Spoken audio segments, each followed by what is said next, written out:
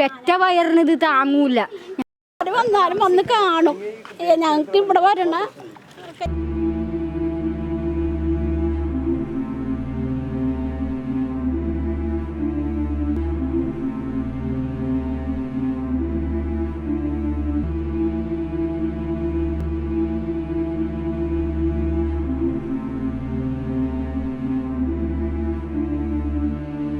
ഞങ്ങൾക്ക് താങ്ങണില്ല. അപ്പം ആ കൊച്ചി എന്തോരം വേദന തിന്നിട്ടുണ്ട്. ഒന്ന് ആലോചിച്ച് നോക്കിയേ നിങ്ങൾ. കഴിഞ്ഞ ഏതാനും ആഴ്ചകൾക്ക് മുന്നെയായിരുന്നു കുശി കറുകപ്പള്ളിയിലെ ഹോട്ടൽ മുറിയിൽ വെച്ച് ആ ദാരുണമായ കൊലപാതകം നടന്നത്.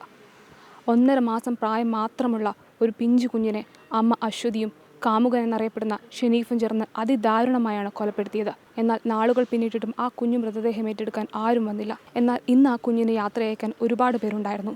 മാധ്യമപ്രവർത്തകരും പോലീസുകാരും അടക്കം എല്ലാവരും. അല്ല, പോലീസ് അത് ചെയ്യാറുണ്ട്.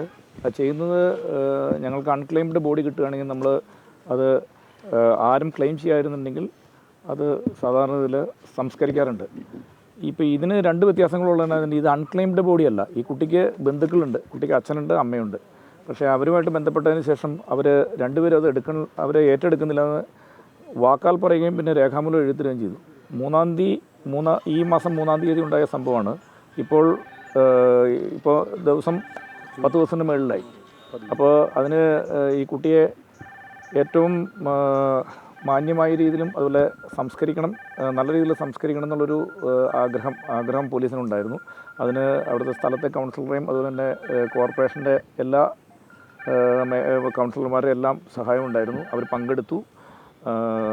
ആരുമില്ല എന്ന് കരുതുന്ന ഒരു സ്ഥലത്ത് കരയാൻ പോലും ഞാൻ വിചാരിച്ച ഒരു അമ്മ ഇവിടെ കരയാനെത്തി. എവിടെ നിന്ന് വന്നതെന്ന് അറിയില്ല, നമ്മൾ അറിയിച്ച പോലെയല്ല. പക്ഷേ അമ്മയുടെ അവരുടെ മനസ്സിൽ കൊണ്ടുള്ള ഒരു കരച്ചിലാണ് നമ്മൾ കണ്ടത്. അപ്പോൾ അതൊക്കെ ഒരു കാര്യം നമുക്ക് വിഷമമാണെങ്കിലും ആ കുട്ടിക്ക് 1.5 മാസമാണ് അവൻ ജീവിച്ചുള്ളൂ. അപ്പോൾ ഉണ്ടായ എല്ലാ ചീത്ത അനുഭവങ്ങളുടെയും അതിന് പരിഹാരമാവില്ല. എന്നാൽ പോലും കുറച്ചെങ്കിലും ഒരു ആത്മാവിന് അങ്ങനെ ഒരു ആത്മാവ് ഉണ്ടെങ്കിൽ അതിനൊരു ശാന്തി കിട്ടും എന്ന് ഞാൻ വിചാരിക്കുന്നു, പ്രാർത്ഥിക്കുന്നു. പ്രിയപ്പെട്ട മാധ്യമപ്രവർത്തകർക്ക് എല്ലാവർക്കും ഞങ്ങൾ ആദ്യം ഒരു നന്ദി പറയുകയാണ്. കാരണം മാധ്യമപ്രവർത്തനത്തിൻ്റെ ഏറ്റവും വിശാലമായ ഒരു കാഴ്ചപ്പാടാണ് നമ്മളിവിടെ കണ്ടുകൊണ്ടിരിക്കുന്നത്.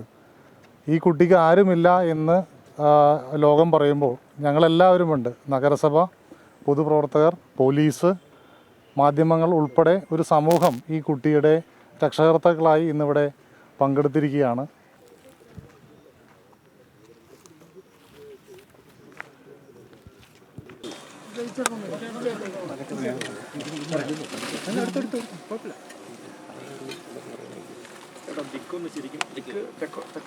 അതെ സാർ.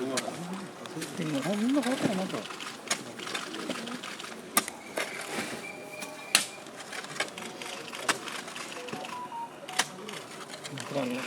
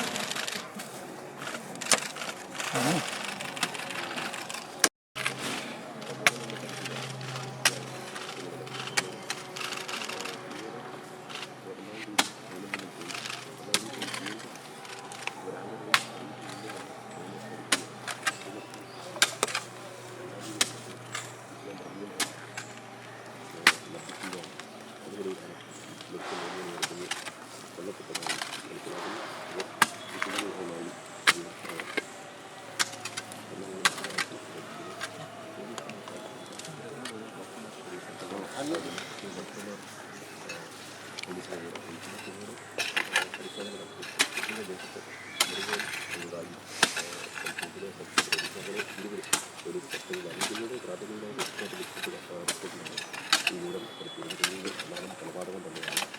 തലയോട്ടിയിൽ നിന്നുള്ള മാരകമായ ഒരു ക്ഷതമാണ് മരണത്തിന് കാരണമെന്നും ഇയാൾ വയറിൽ കുഞ്ഞിൻ്റെ മരണം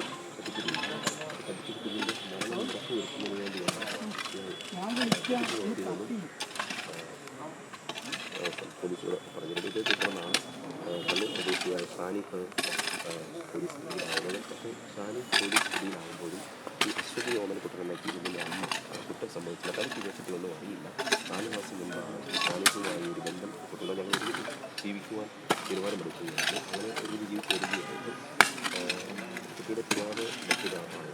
എനിക്ക് ഈ കൊലപാതകത്തിൽ യാതൊരു പങ്കുമില്ല. എനിക്ക് ഇതിനെപ്പറ്റി അറിയില്ല. ഞാൻ ഇതിൻ്റെ ഉറങ്ങുകയായിരുന്നു എന്നാണ് പോലീസിനോട് പറഞ്ഞത്. പക്ഷേ പോലീസ് ഇക്കാര്യം വിശ്വസിക്കുന്നില്ല.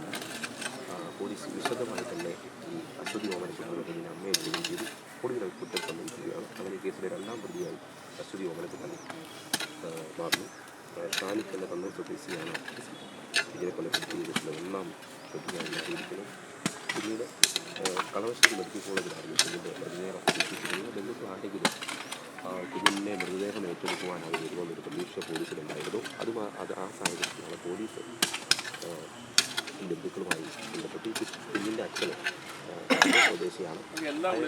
പോലീസ് അയാളോട് ഈ കുഞ്ഞിനെ തെരം നടക്കണമെന്ന് അഭ്യർത്ഥിക്കുകയാണ്. പക്ഷേ അയാൾ അതിനെ സംബന്ധിച്ച് രേഖാമൂലം അയാളിൽ നിന്നും എഴുതി വാങ്ങുകയും ചെയ്തു. അയാൾ തയ്യാറായില്ല. പിന്നീട് അശ്വതി ഓമനക്കുട്ടൻ്റെ വീട്ടുകാരുമായി ആലപ്പുഴ സ്വദേശിനിയായ അശ്വതി ഓമനക്കുട്ടനെ പോലീസ് ബന്ധപ്പെടുന്നു. അവിടെയും